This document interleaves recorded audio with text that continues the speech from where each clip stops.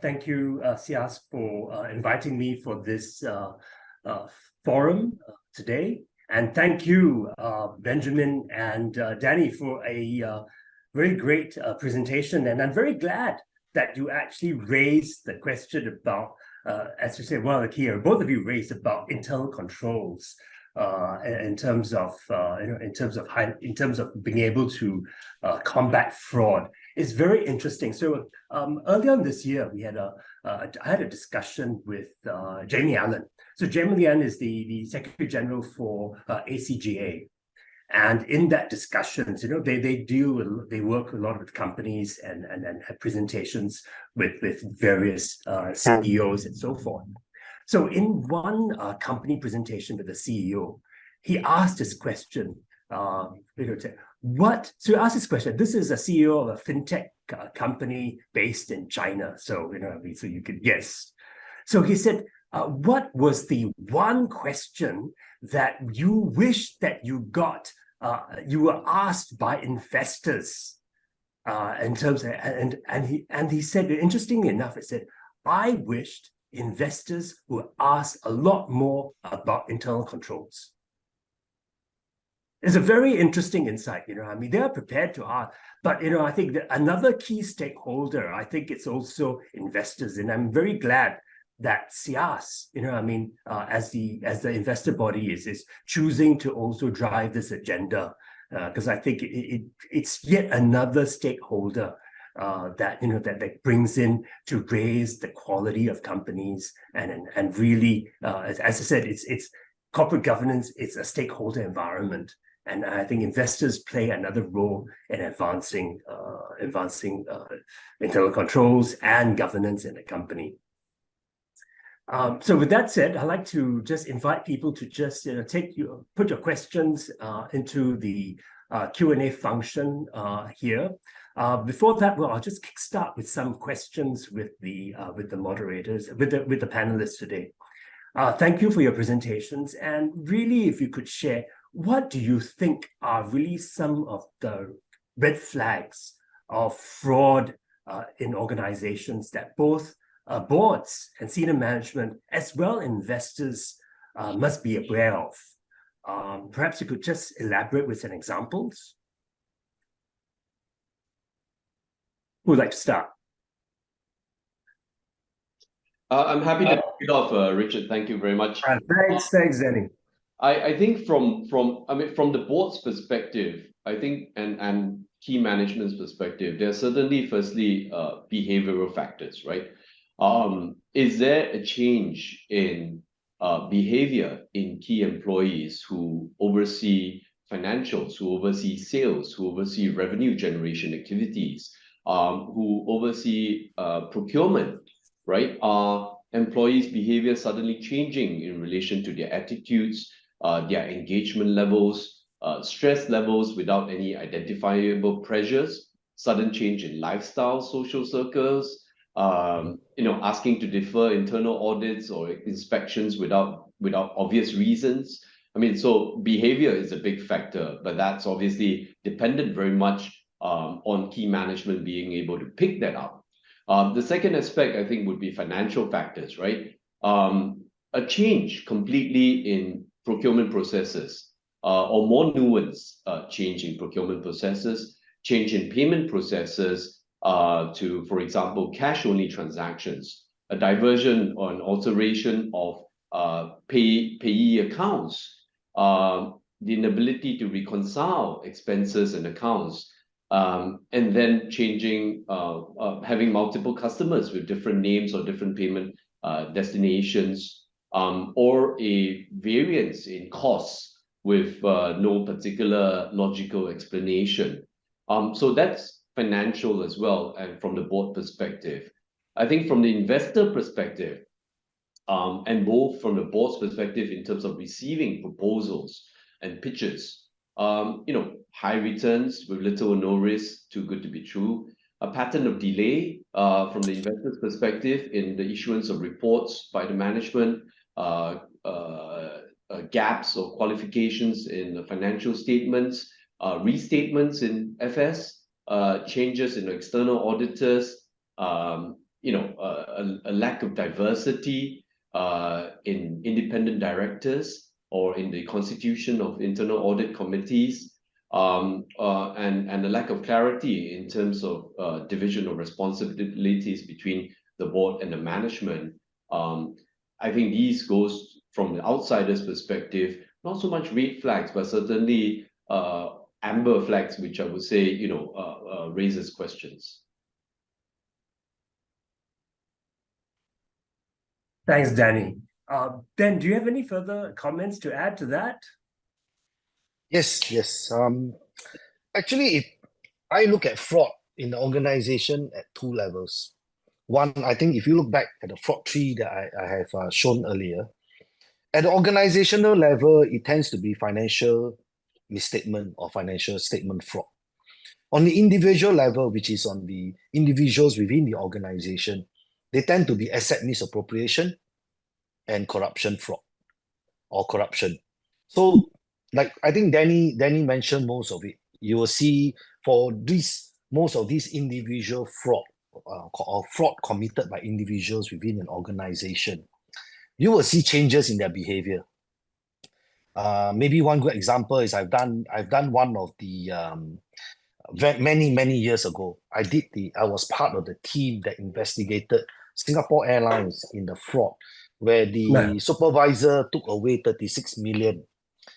One of the telling signs was that, I mean, he was just the claim supervisor for the cabin crew. He computes all their allowances for all the outstations and all their flights. So predictably, he doesn't earn a lot, but he has sort of projected himself to be very rich, that he drives an E-class, he stays in a landed property. In no way his salary will be able to afford that. So I think this is one of those telltale signs that people have to start looking at. And he sort of covered the guys by saying, oh, my wife is actually very rich, without elaborating. But this was all for all the ill-gotten gains that he had. And I think if you guys look into it, he has taken the tune of 36 million. Back in the days in 2000, that was a lot of money from SQ. So I think this sort of like what Danny said, all these telltale signs, people do have to look out for it. Another matter that I did for a European MNC in their local FC or CFO, she has taken about a tune of almost 2 million from the company. It's not a very big organization. It's probably an organization of about maybe 40, 50 people in Singapore. So for her to take away 2 million from an organization of that size, it's actually a lot of money. So what she did was, again, she created an environment where she is very hostile, such that people do not dare to ask her questions, because she will scold anybody who goes near her. She even created this fear, so everybody will just not meddle with her things. And because of that, it allowed her the opportunity to create false expenses, personal expenses, charging to company, and even her boss, who is the co-signatory to approve all the payments, wouldn't dare to ask her too many questions, thinking that she should be very competent, since she's creating this persona of being very good and always able to do all her stuff independently and so forth.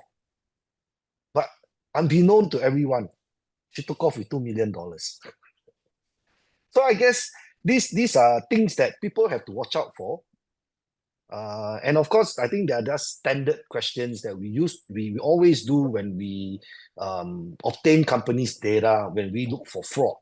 It's like, does people come back on public holidays to work? Never take leave, always working, never share their responsibility to anybody. And that was actually what happened in the SQ case. The guy has never taken leave. And actually, the day he got caught was one of the days that he took leave. So I think these are signs that people should recognize. company with cultures that should be more inclusive, so that you can then identify all these change in human behavior. I could also suggest one other approach, make sure they all work in pairs. No one person is all in charge for everything. I think the dual controls aspect, I mean, I think we always have this duality of control. I think it's always So important. that's where this check and balances thing is supposed to work. There's a maker, there's a checker in financial terms, right? We always call a maker a checker. So that's where we're supposed to be able to review each other's work, like you said, so that no one person will control a whole set of processes. And that's why when you have good internal controls in place, there will always be a checker, and there will always be a maker throughout the processes, in order to break the processes to see where anything and anywhere that can go wrong. And of course, from the company's perspective, like what Danny mentioned, anything that's too good to be true is definitely not true. I think we have learned that enough.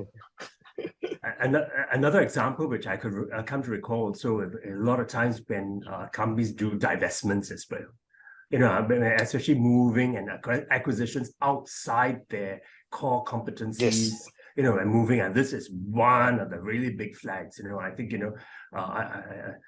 we've seen that also. When High Flux went into various different businesses.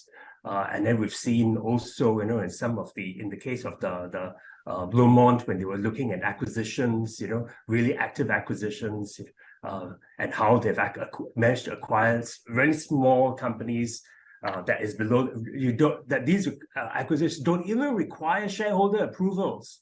You know what I mean? So these are certain things that you need to find, really look and have more questions. In this case, despite that, I think shareholders must continue to ask questions of their and not basically, not just take it as clear cut. I think these are some other red flags. I feel these are some of the experiences. Even at SIAS, I think doing a good job in raising questions like these. But we need to carry on, and there is a role for investors to play. We're going to take some questions here as well, and I think this correlates. I'm going to take this question from Karen, and we'll explain that a little bit more. How can companies strike a balance between transparency and protecting sensitive information to prevent fraud? And then I'm going to share, and we're going to talk about, and I'm going to carry on and say, do you think the existing disclosures made by companies for fraud prevention are really enough? Or can they be enhanced? And I think it's this balance as well. I'm good.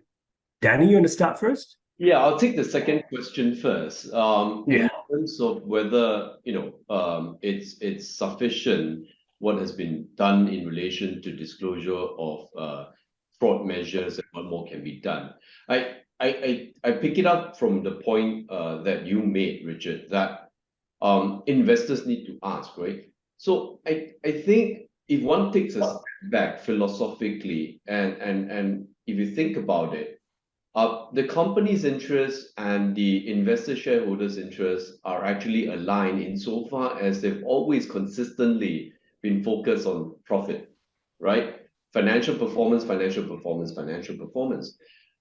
It's only when things happen and things, there's a distress situation, a case breaks out and it comes to light, that, then one questions, why didn't you pick it up?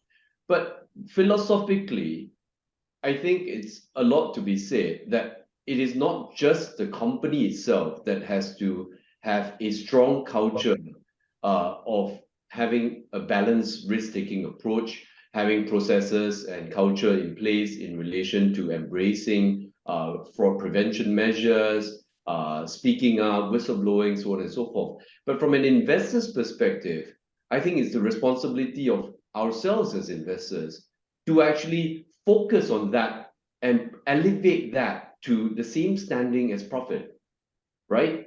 And not as a consequential consideration or by the way. The moment we elevate it to the same level of profit, and right at the start, when we invest and look at the company, does one actually think today, I'm sure 99.9% of us don't think, hey, what is this company's risk policy or fraud prevention policy? We don't ask that question. But I think if we start asking that question, we are educated to ask that question, we are trained to ask that question, and we place equal importance on the governance structure, the governance policies and the procedures and so on and so forth, then I think it equally pushes the company, and the company and investors are then aligned on that respect. I think that is fundamentally and philosophically crucial in order for the ability to tackle it effectively. Benjamin, any comments? I fully agree with what Danny say. I think that's the challenge, to balance the company's profitability with its governance structure, because there's always this view that they may spend too much, they may spend a lot, and as a result, profitability may drop. And then, like what Danny say, is usually taken as an after event, which I cannot agree more, because most investors really do not ask about a governance structure. But when the shit hits the fans, they will start looking at it and say, why didn't you do more? But when the company start increasing their expense budget on governance structure, they may be questioned, why? Why are you spending so much? So it's going to be this perennial discussion about what is enough. How does company do enough? I think that's always going to be that critical point, because management are held accountable on the profitability of the company. And that is always the overriding drive for the CEO generally. The rest of it, they may view it as a nuisance cost, or or rather cost of compliance to satisfy the exchange or whatever not. So they will not spend as much, because one of the KPI of a CEO is always been profitability. So until companies and boards can come to an alignment with that, I think that's always going to be a big challenge. And I'm going to drive this in a slightly different direction a little bit, Benjamin. Bear with me a bit, because I think no problem. It's all about value. And I think yes. I think it's about value, and value, I mean, how does that translate into the share price, P&L, etc. And I'm of the view that good governance does correlate with better share price performance. I agree. I think we can really look at and really a lot of work that especially internal auditors do. Sorry, of course, coming from internal auditors, I need to fly the flag a little bit more. And in terms that we do add value in terms of protecting the intangible assets of an organization. And if you look at today, you look at the S&P 500 in terms of what contributes the value. Intangible assets contribute about 72% of the value of the S&P 500. So I think if we understand that intangible assets, like governance, like corporate governance, I think yes.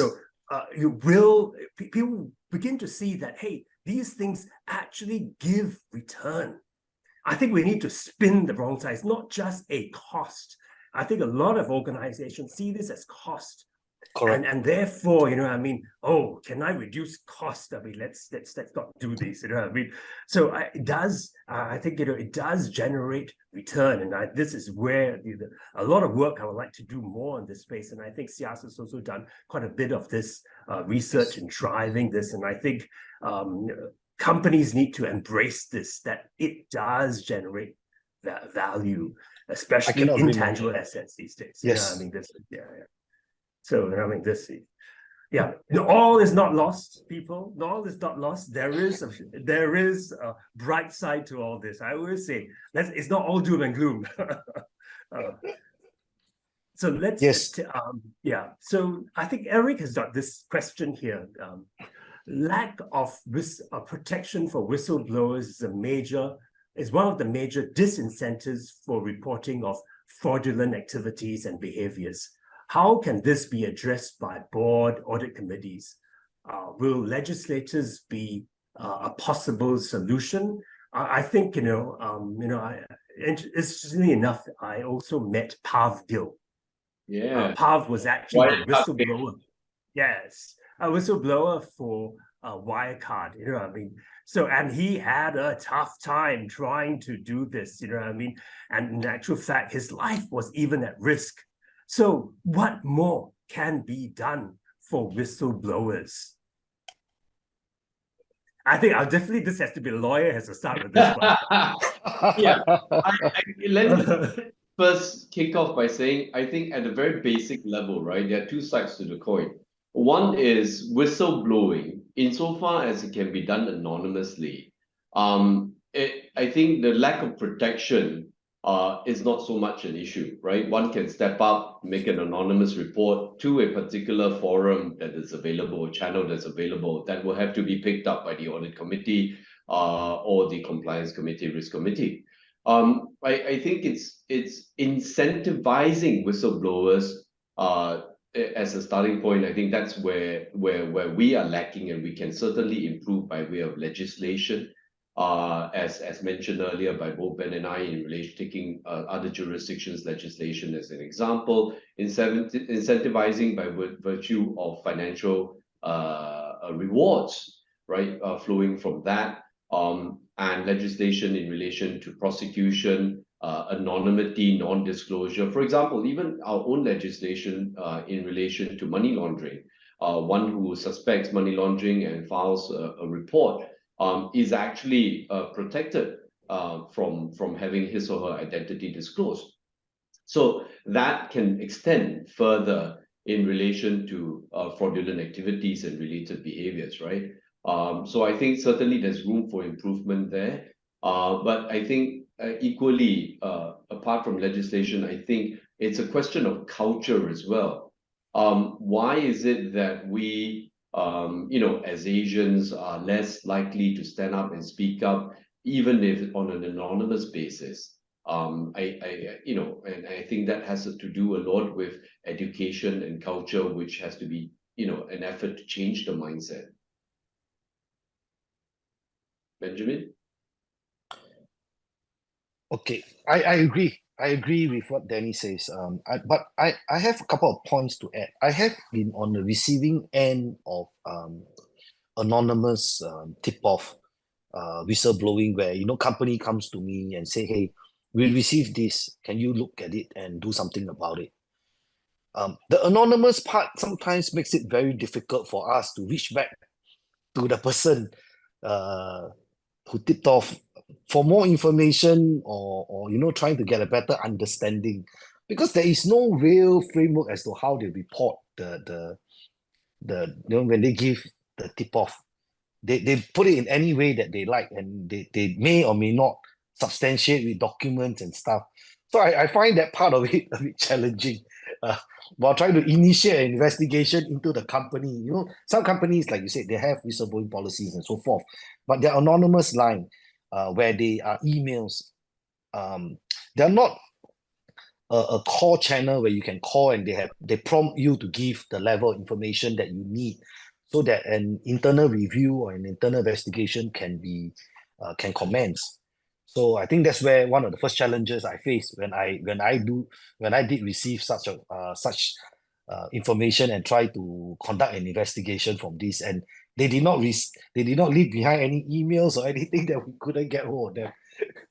So it came to nothing, or we were not able to nail down the specifics of the reporting. So that's one challenge, and I think I agree that more should be given, and I think if possible, there should be some framework as to how that hotline or that email or information should be provided, so that meaningful investigation and review can be conducted. Like I said, I when I did it on my own, I found it very, very challenging.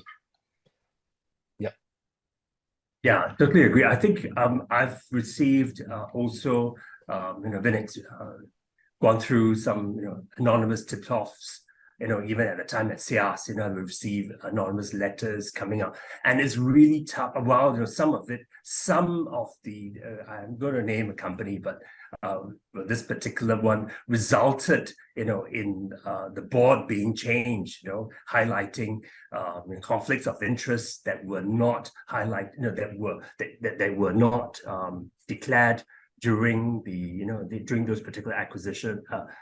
So I don't want to name the company, but the challenge is that without greater detail, it is tough for to conduct an investigation effectively. So so these are always those challenges, but I think we need to live up ethics at the end of the day. Ethics. If we have good ethics, we're hoping that everyone acts in the best interest of organizations. Yeah, but Richard, just on that, I mean, and Benjamin, I think it's also a question of educating the staff and the population that is in the in the realm of the group that is likely to be whistleblowers, right? That when they are whistleblowing, what needs to be told, what level of detail is going to be specific, and it's got to go through a certain channel. So I think once the policies, procedures, and the education are in place for that framework, it could be as simple practically as a certain type of prescribed form, a sample, right? And then as to protection, I think just to round off the point, I mean, it's not just legislation. I mean, the framework itself, as it is already for many listed companies, they are very robust, right? I mean, the whistleblowers are, if they're interviewed and handled by a totally separate team, by a certain committee that's overseeing it, that does not have any conflict of interest, that is totally independent from the people who are involved in the subject matter of the complaint, and so on and so forth. So I think it's a question of education, enhancement of the frameworks, and not just a question of legislation. Yeah. Yes. I'm gonna shift the conversation a little bit. I think with increase in digitalization, cyber activity, and ESG initiatives, how has the nature of corporate fraud evolved over the past few years? In light of the involvement, do you see a shift in some of the ways internal audits are to be performed? In terms of scope and methodology? Maybe I'll get Ben to start off. Benjamin can start off with this one. I think it's very much aligned in some of the work that you've been doing. Yes. And then Danny can chime in a little bit more. I think I've done some IA, I've done some risk management as well in my previous life. There is obviously a very big shift over the years of recognizing technology is playing a very big part in the way corporates are running. So more and more I would think a lot of the internal audit procedures will now be heavily reliant on technology.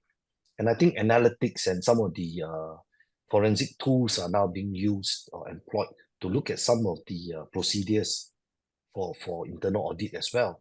When it was used to be more governance-based and internal control-based, I think now they move towards getting technology in place to look at some of the robustness of the technology of the company, the technology governance framework and so forth, as being one of the audit areas, more than just the physical procedures in place.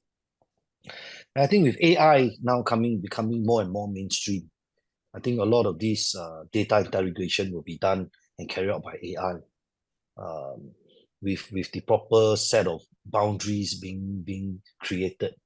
So I think the methodology and in fact the way it is being carried out will be very vastly different in years to come. With most of the big four now investing heavily into technology, in assisting them both in internal audit and external audit. I think that's going to be the way it is going to be handled. Yeah, I mean, I agree with Ben's observations, but I just caution one point, which is that fraud is always one step ahead of whatever technology that's being Yes. developed, right? Yes. Always playing catch up. And I think to your question, Richard, how has the nature of fraud evolved?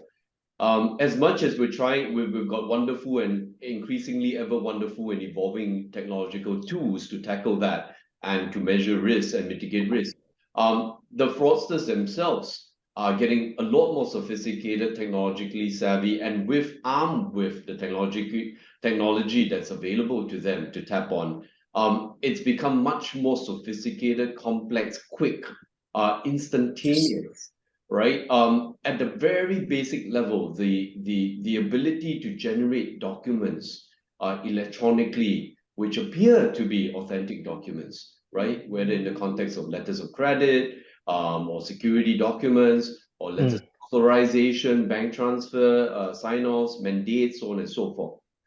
The ability to imagine, and this is going to get even scarier, Richard, imagine that you have Face ID verification or online video verification to transfer $10 million, right? And Ben and I are both directors and were the authorized signatories and we're the parties mandated. And the bank requires us to appear on Zoom and actually verify ourselves.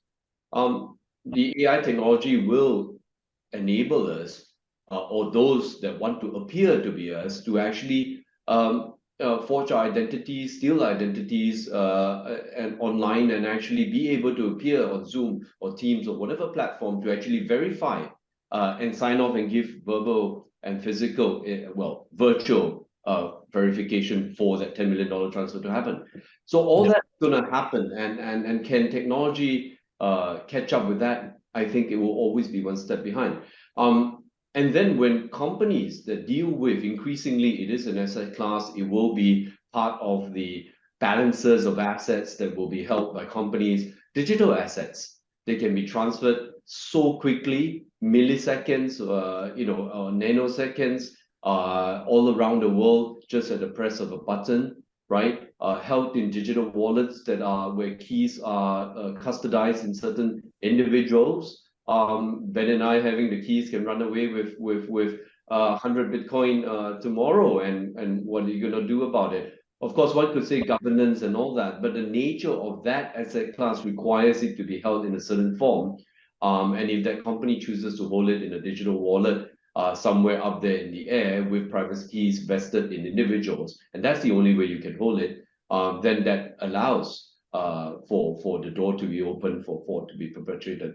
So I'm afraid it will continue to evolve. I'm surprised every day, every month from now, new cases that come, victims that knock on our doors, corporations that knock on our doors, how sophisticated it constantly becomes. It evolves very, very quickly. And I think this brings me back to the point. Ultimately, it's a question of culture, right? That you can do so much with tech, you can do so much with policies, processes, but culture and education and awareness, I think is really, really key. Maybe we've come to a stage whereby everything is instant gratification. You have to transfer, especially when you talk about money. So yesterday I was at the Deloitte Financial Crimes Conference, and one of the discussions was that, should we slow down some of these transfers so you have a little bit more time to check authenticity and so forth? How are we coming to the stage whereby everything needs to be instantaneous? But given the fact that risk has grown tremendously, that should we slow down these rates of these transfers? I think this is a very interesting question. It's a great point, Richard. I mean, it's almost a logical, practical step that is free of charge. Free in the sense that obviously there's a cost to it in terms of the speed of business if not everybody is doing it. But imagine this, right? So in the context of our local banks, after the spate of scams and all that, there's now cooling off period in relation to transfers. Certain transfers can't happen until 24 hours later. So by the same token, why could that actually be adopted by corporations in terms of signing contracts, signing off on investments, dispersing funds? Maybe, perhaps, not a bad, cheap solution. So Yeah, something to consider. I mean, I think these are, I think sometimes we rush too much into things.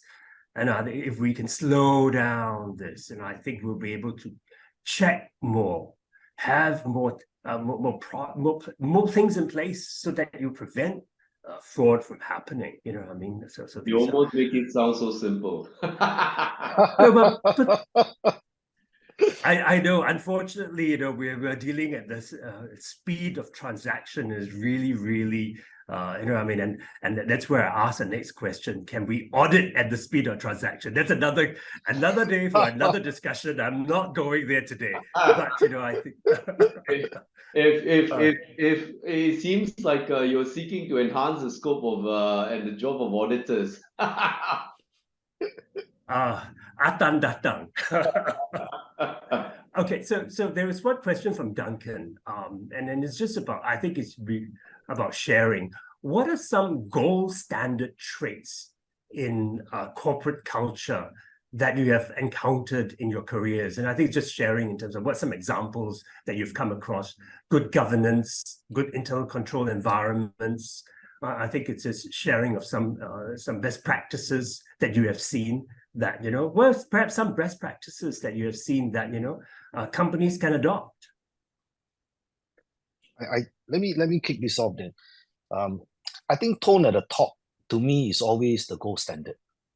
The leader, if the leader leads by running in the front, the rest of the crew will know what they need to do, because he sets the tone.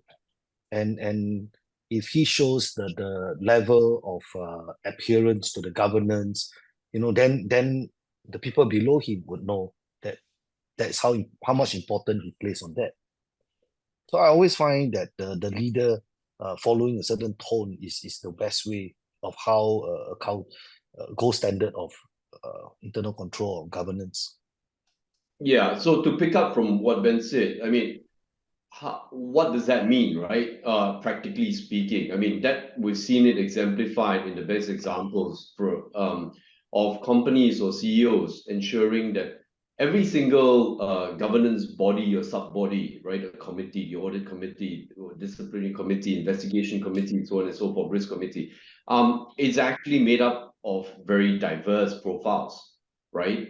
From mid-tier to the top, and not just in colloquial speak, the bosses or the big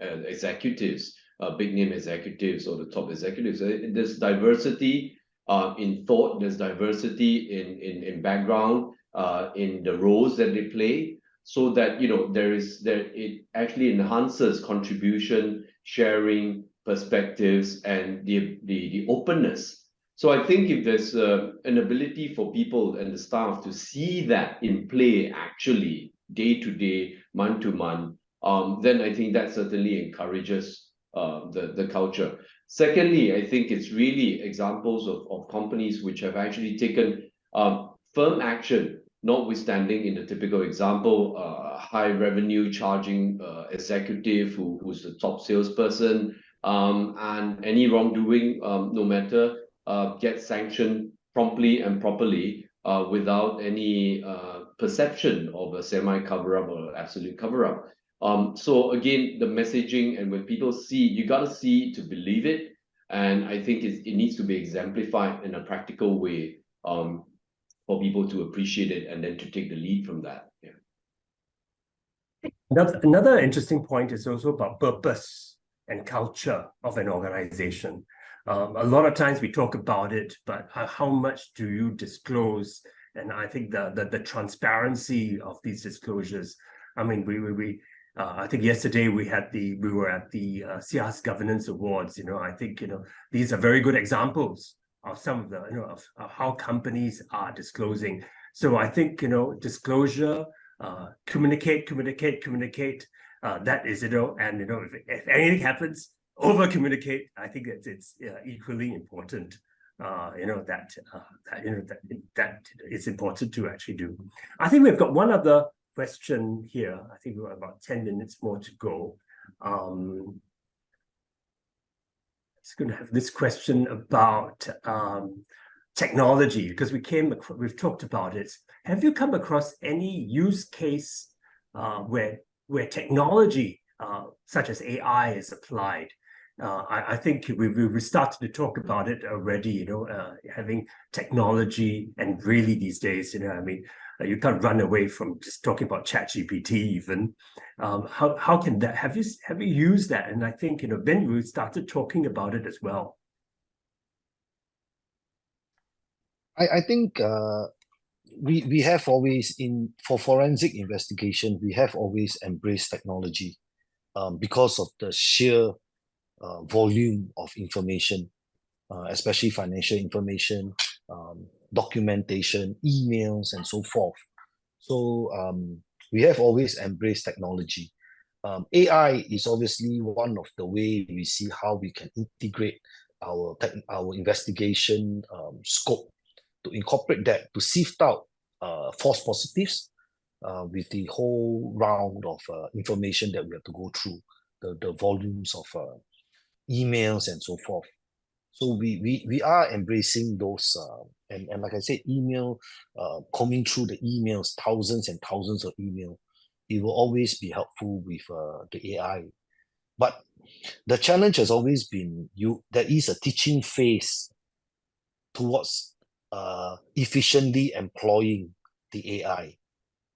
You have to teach it, and you need that all the false positives to keep enhancing and creating it to be more robust.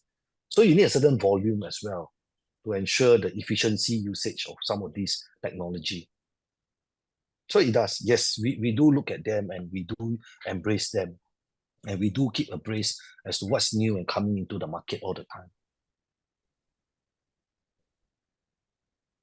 Danny, any comments? No, I mean that my experience has been as what Ben said. I think, and what we had discussed earlier. I think it will be an enabler, but ultimately it is still down to the human side of things. And I think, so again, I was at the same conference yesterday at the I think it's been conferences upon conference this week. It's been terrible. So I was again at the financial crimes conference at Deloitte, and really it was very interesting. I'm not going to name this, but what I saw, I really gives hope, that there are more tools in place. So what we've created, so there are more tools in place that is not just, I think, not so complicated.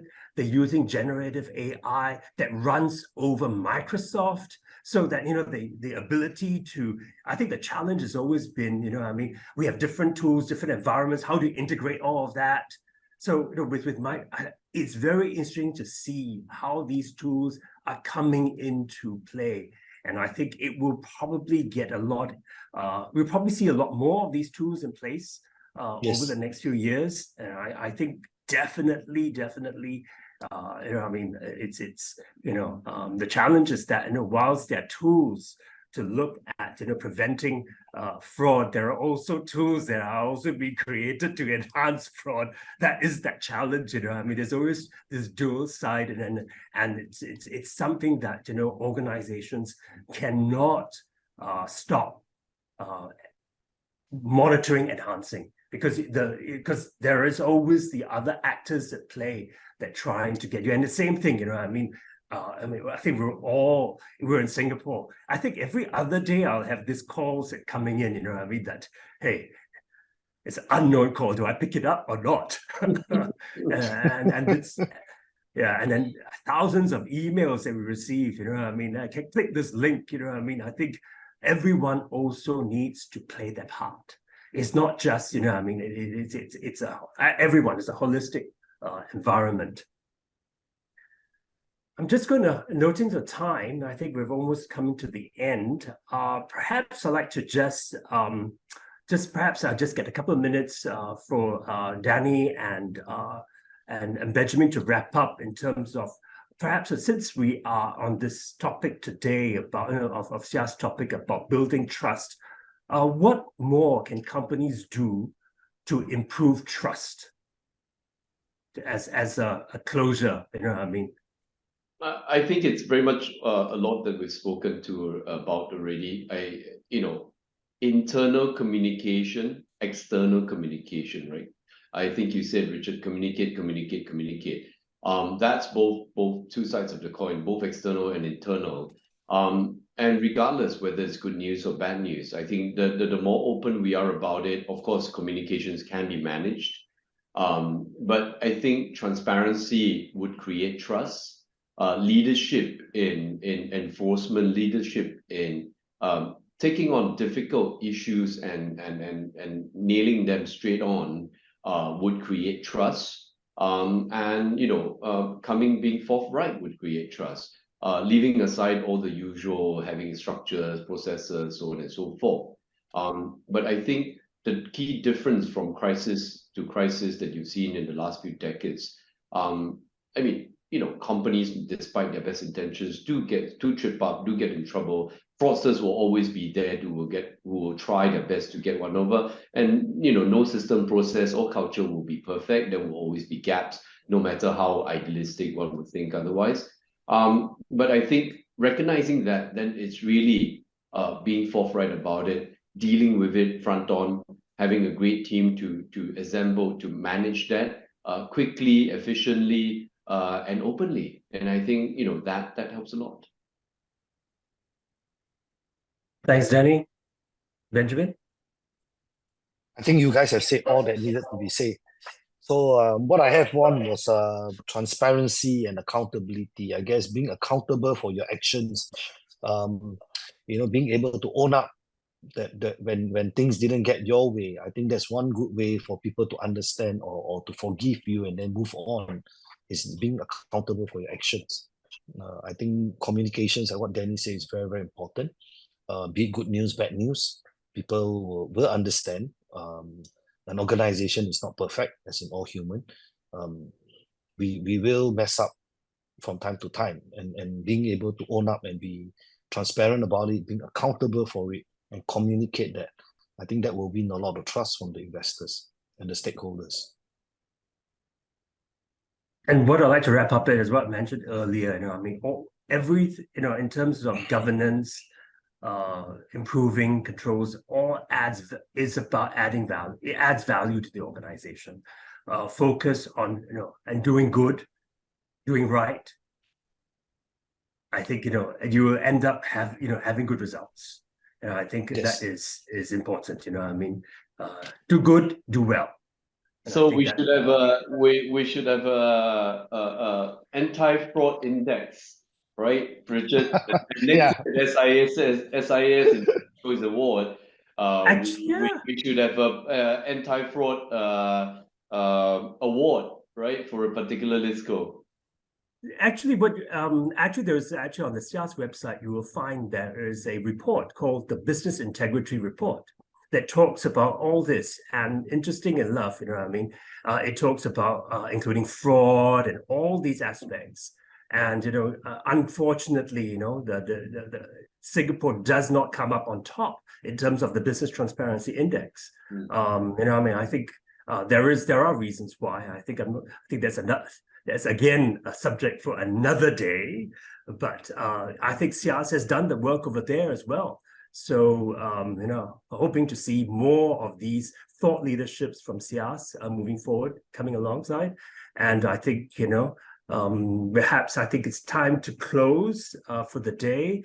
Thank you, ladies and gentlemen, for staying